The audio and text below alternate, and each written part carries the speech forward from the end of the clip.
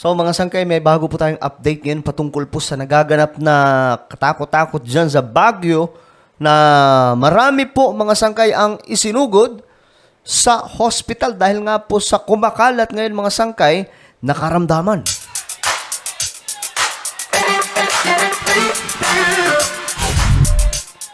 Okay, magandang oras po sa lahat ng mga nanonood ngayon. Mga kababayan po natin sa Pilipinas at saan ka man dako ng ating mundo. Maraming salamat at magandang oras po sa inyong lahat. Bago tayo magsimula, pakisubscribe po muna yung ating YouTube channel.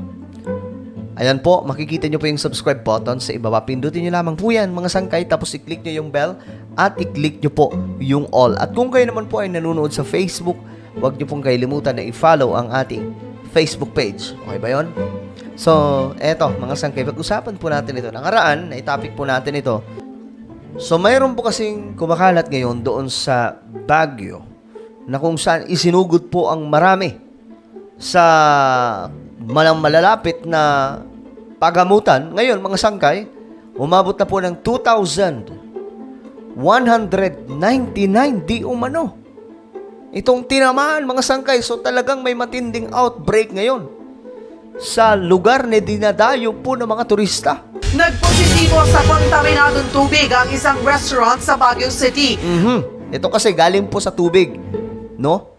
Na kung saan ito po ang nagiging dahilan kung bakit marami sa mga nasa Baguio, including mga sangkay, yung mga turista po doon, ay tinatamaan. Mahigit 2,000 na rin sa lungsod ang tinamaan ng acute gastroenteritis o pamamaga ng tiyan. Naku po. Pero ang DOH ayaw pa muna tawagin niyang gastroenteritis yung sakit. Nasa frontline ng balitang yan si JC Cosico. Pero ang dami ng bilang na yan, mga sangkay, 2,199. In demand ngayon sa Baguio ang mga bottled water. Marami kasi ang naniniguro ng malinis na tubig kesa uminom sa gripo. Naku po. Yan ay matapos magdeklara doon na outbreak na acute gastroenteritis o pamamaga ng tiyan at bituka. Naku po. Kabilang sa mga tinamaan yan si Baguio City Mayor Benjamin Magalong. Grabe, pati mayor nila. Dumalo raw sila sa isang kainan at uminom ng juice at mukhang yun daw ang nakadali sa kanila. Agoy.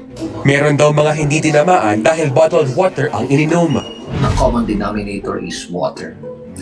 Pati ako, tinamaan kami sa family ko water delivery.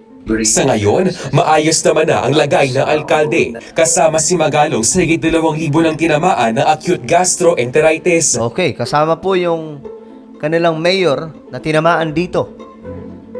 Kasama ang mayor nila sa 2,199. Ito po yung outbreak ngayon doon sa Baguio. Kaya nga po marami rin po, ayon po sa report, kahit po yung mga turista po ata nila, mga sangkay, marami din po sa kanila ang tinamaan ng ganitong klaseng karamdaman. Lagpas 300 sa mga yan ay mga bata. Karamihan din sa mga nakaranas ng pamamaga ng tiyan ay ang kumain sa labas. Nako po. Kabilang ang mga turista. Yun ang nga sinasabi ko. Kabilang yung mga turista kasi itong lugar na ito, sa Baguio, malamig, presko yung hangin, maganda po yung kapaligiran, talagang makikita mo yung nature na napakaganda. Ngunit, sa kabilang banda mga sangkay, na marami po mga bisita o dumadayo sa kanilang lugar, itong mga turista ang tinatamaan din. Dahil nga po, siyempre, kailangan maitry yung lahat. Street foods, may mga juice doon, ano pa ba? Kahit po sa mga kabahayan nila, siguro na tinutuluyan, mga sangkay, yung tubig doon ay hindi safe. That is why, ngayon, bumibili po sila ng mga bottled water para lamang pumasigurado na hindi sila tatamaan. Kaya naman higit 200 restaurant ang kinuhanan ng water sample at sinuri. Nako. Isa sa mga restaurant ang nagpositibo sa fecal contamination. Nako. Negative naman sa anumang bakterya ang tubig ng Baguio Water District. Our supply is potable. Kung may problema yan, sasabihin namin, na-isolate namin yan. Kaya concerned din kami sa health ng consumers natin. Pero mga sangkay, sa sobrang dami, tingin ko hindi po yan galing lang sa restaurant Tingin ko lang, mga sangkay, kasi dami niya just imagine, 2,199, how come? Na ganito po karami ang tinamaan? 'Di ba? Kasi Aminado naman ang Sanitary Bacteriology Laboratory ng City Health Office na nahihirapan sila dahil sa dami na sinusuring water sample. We hope to narrow it down kasi ang dami nga namang water sources, tap water, raw water, purified water, etc. So we need to narrow down all these samples para naman hindi po overwhelming din po ang laboratory namin. Nakipag-ugnay na sila sa DOH Cordillera para magpadala ng sample sa Research Institute for Tropical Medicine sa Muntinlupa o RITM. Ang Department of Health naman ayaw pa muna tawaging acute gastroenteritis sa outbreak sa Baguio. Hinihintay rin nila ang resulta ng water analysis na iba pang sample. Sa dami, ewan ko ba, sa dami ng tinamaan mga sangkay, hindi pa daw kailangan tawagin na acute gastroenteritis itong outbreak ngayon sa Baguio. Ang bihira. At this point, gastroenteritis, it's probably gastroenteritis. Pero kaya very careful kami sa reporting. Sinasabi namin muna sa ngayon, diarrhea. Anong natuko? Diarrhea? Tapos hindi na normal, namamagaan na yung tiyan? Ano naman? Sa tala ng Baguio City Health Office sa DOH Cordillera, simula noong December 21 hanggang noong Linggo, January 7, 308 na ang kaso ng diarrhea sa lungsod. Pinakabata ay 3 buwang sanggol at pinakamatanda naman ay 92 years old. Ano nga bang pinagkaiba ng diarrhea at acute gastroenteritis? Ayan, ito na. Ang acute gastroenteritis ay ang pamamaga ng tiyan at bituka. Ngayon. So yan po yung nangyayari mga sangkay ngayon. Diarrhea at pagsusuka ang mga sintomas nito. Nagpadala na ng mga tauhan sa Baguio ang Center for Health Development Cordillera. Layo nilang alamin ang sanhi ng sakit doon. Susuriin ng tubig sa lugar at mga kinakain ng mga residente. Dahil dito nakadepende ang solusyon. Naku, mababawasan po yung mga turista nila dyan sa Baguio dahil nga po sa pangyayaring ito, no? Sino ba ang salarin?